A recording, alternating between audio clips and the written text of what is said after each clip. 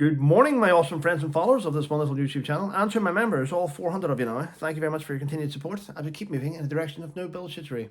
Today is Sunday the 23rd of February. It's the Lord's Day, the day of rest. I'll be resting after this video, actually. I'm going to start off with a bit of positivity from me, and that is I am really pleased that defence ministers and politicians have decided to scrap this idea of issuing Paddy a posthumous Victoria Cross. I'm really pleased about that. I am. Because these things were brought... They were going to give it based on the back of a BBC Rogue Warriors. That shitty... That was make-believe, by the way. Yet some of the stories were real. Others were just made up for content. And Damien Lewis, stop with your nonsense. Rather than chase after glory for Paddy VC, why don't you help today's troops? And do campaigns to stop them from being prosecuted. Stop chasing after self-gain and knighthoods. Everyone can see it, apart from you. Look in the mirror. Stop it. It's nonsense. Wow. Anyway, it's not happening now, so I'm really pleased. But what is happening now is something even more important than this nonsense propaganda VC stuff. What is more important is this. Today's SAS commanders, senior commanders, have told Downing Street that unless they get protection from the Prime Minister for future operations, they're not going to have an SAS. SAS operators have said, listen, send me back to the unit, RTU me, return to unit. Lots of operators don't want to go on operations now because they fear being prosecuted for doing their job.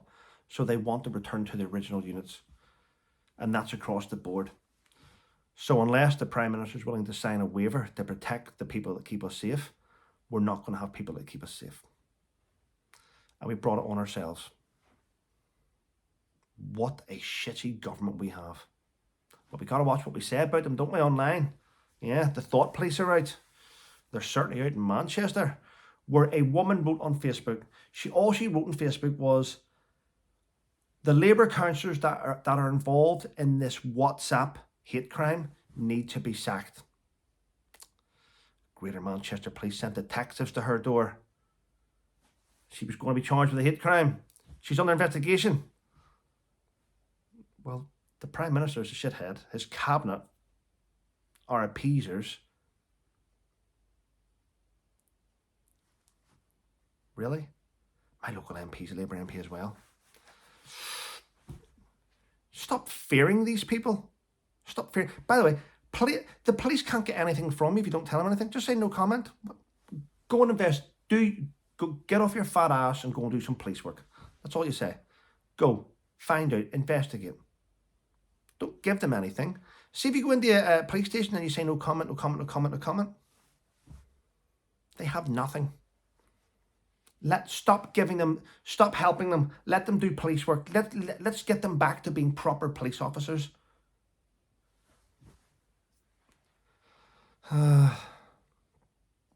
Shocking state of affairs, ladies and gentlemen.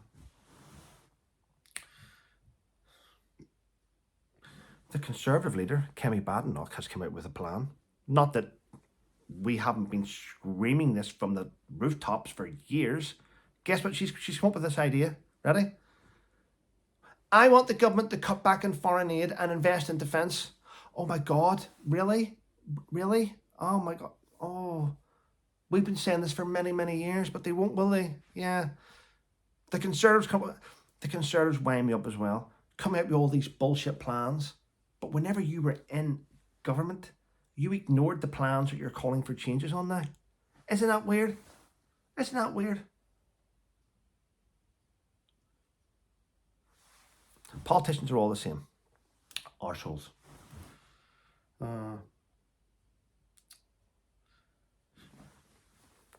illegal immigrant who stabbed a wife to death, killed her, has just won his right to remain in the UK.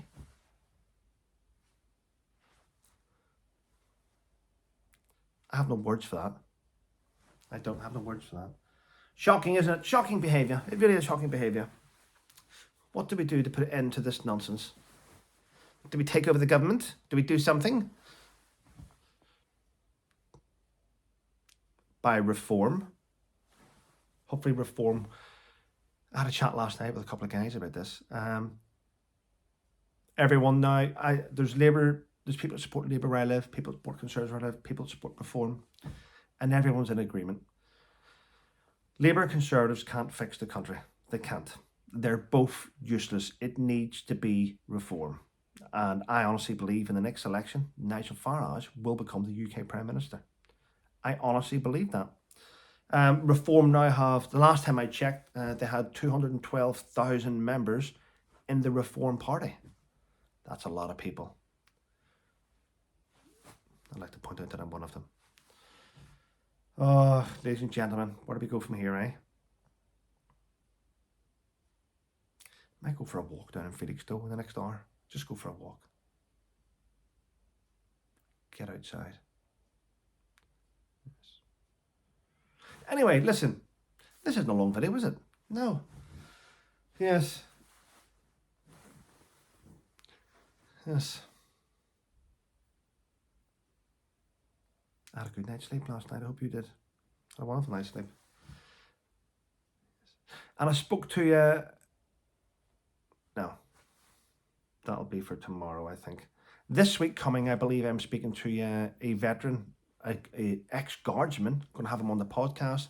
He now owns a clothing company. He's doing really, really well. His clothes look fantastic, streetwear and stuff. So we'll have him on. We'll be chatting to him this week.